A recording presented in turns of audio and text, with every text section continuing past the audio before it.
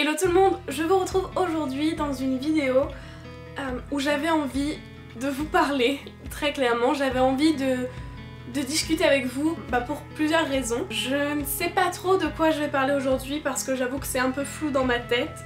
J'ai plein de sujets que j'aimerais aborder, mais je ne sais comment et je m'excuse d'avance si cette vidéo sera un peu brouillon parce que je vais dire les choses telles qu'elles arrivent et c'est pas forcément toujours très clair quand je m'exprime, donc je m'excuse d'avance.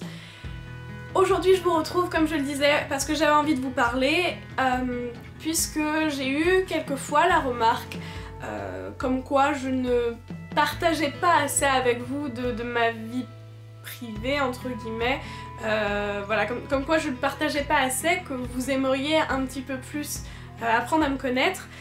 J'avoue que ça m'a un petit peu, bon voilà, parce que je partage quand même déjà pas mal, enfin pour moi je trouve, mais voilà, aujourd'hui je suis là pour vous parler de moi, donc si vous trouvez ça pas intéressant, vous pouvez partir. Je vous retrouve pour vous parler de sujets qui me tiennent à cœur, puisque ça m'a concernée, et que je me suis dit que si j'ai été concernée, je ne dois pas être la seule, ça n'a pas pu arriver qu'à moi, donc autant faire partager mon ressenti sur ces sujets-là.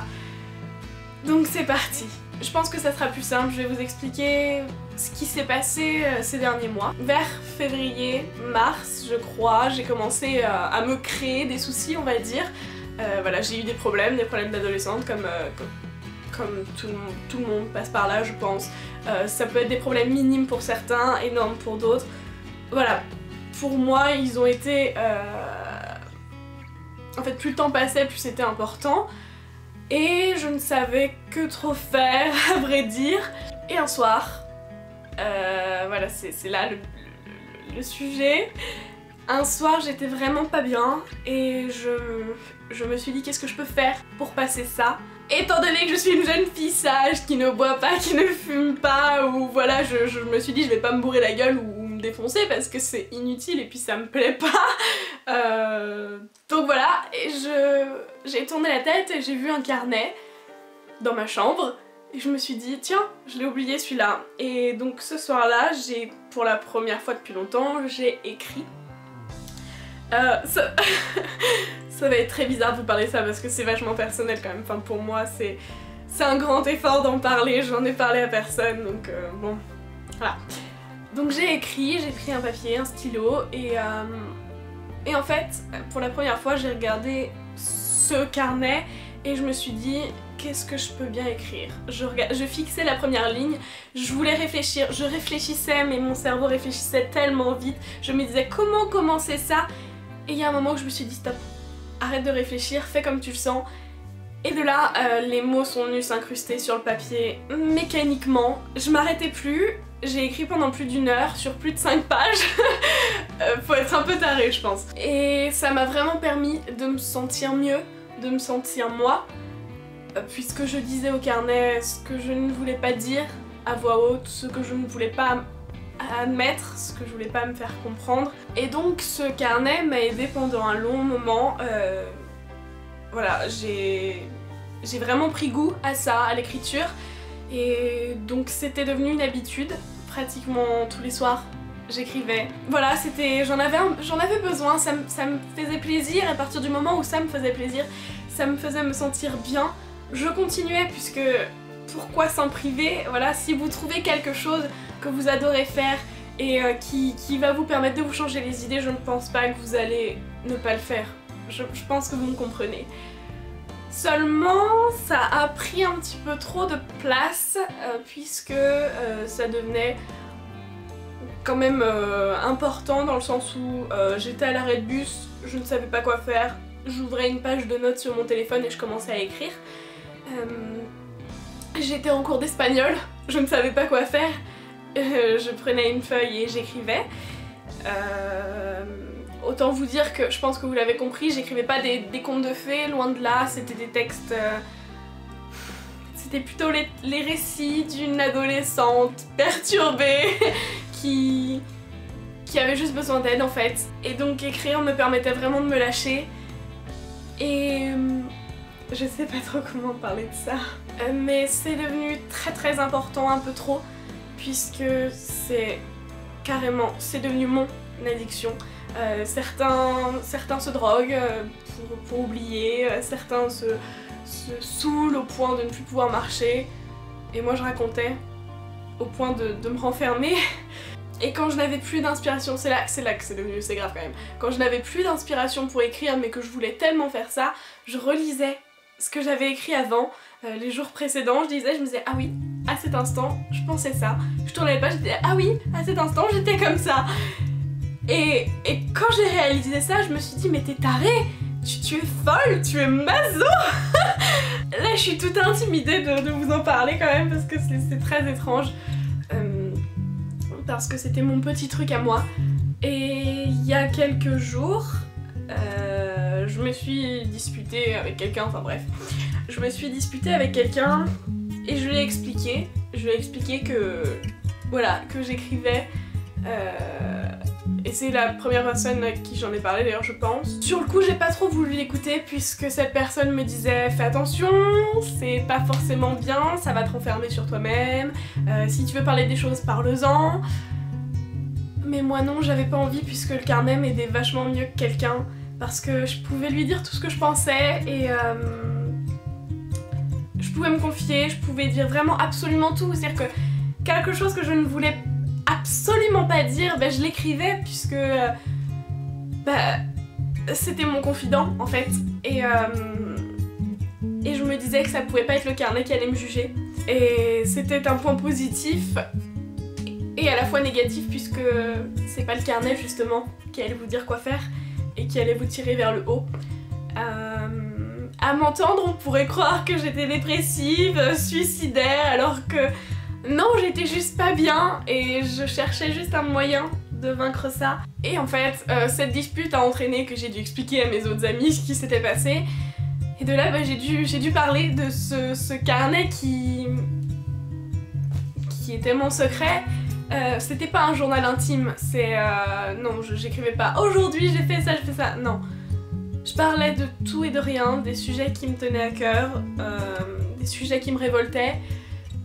J'exprimais mon avis, voilà, c'était vraiment des récits en fait. J'ai pas fait ça dans le but d'écrire un livre ou je ne sais quoi.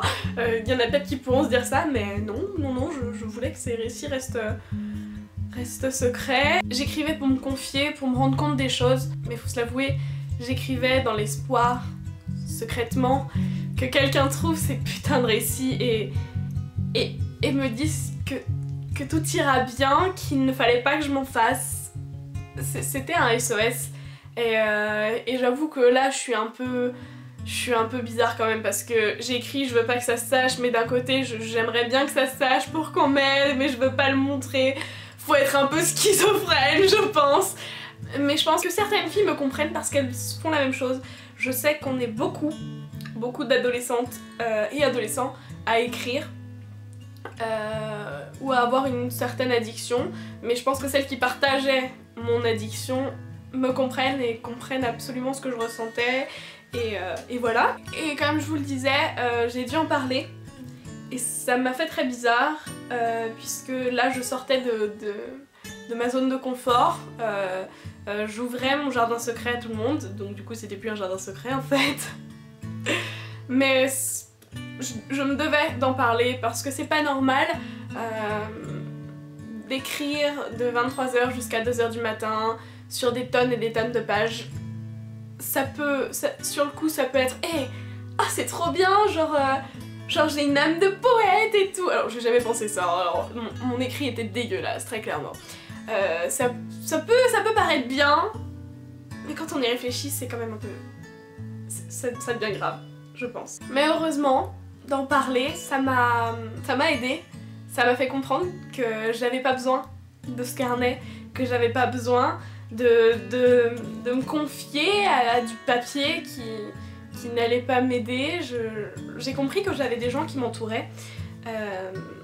Et je sais que certaines personnes n'ont pas ça. Et c'est pour ça qu'elles commencent à écrire d'ailleurs. Mais sachez que sur Terre, dans toute votre vie, il y a une seule personne en qui vous pouvez avoir réellement confiance, et c'est vous-même. Et si vous partez du principe que vous n'avez pas confiance en vous,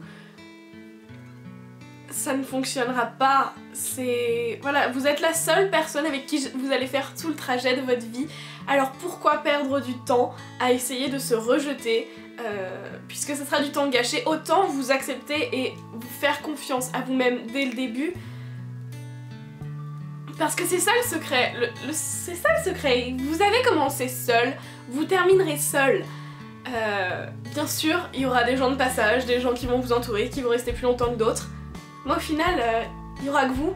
Et ça je l'ai compris et je me suis dit, il faut que t'arrêtes d'être comme ça, il faut que t'arrêtes de te créer des problèmes puisqu'il n'y en a, puisque tu n'en as. Et donc de parler de mon addiction, parce que je mets ça entre parenthèses parce que certaines personnes diront ah non mais la meuf, elle a cru que prendre un papier et un stylo c'était une addiction. Ok, faut arrêter la fumette quoi.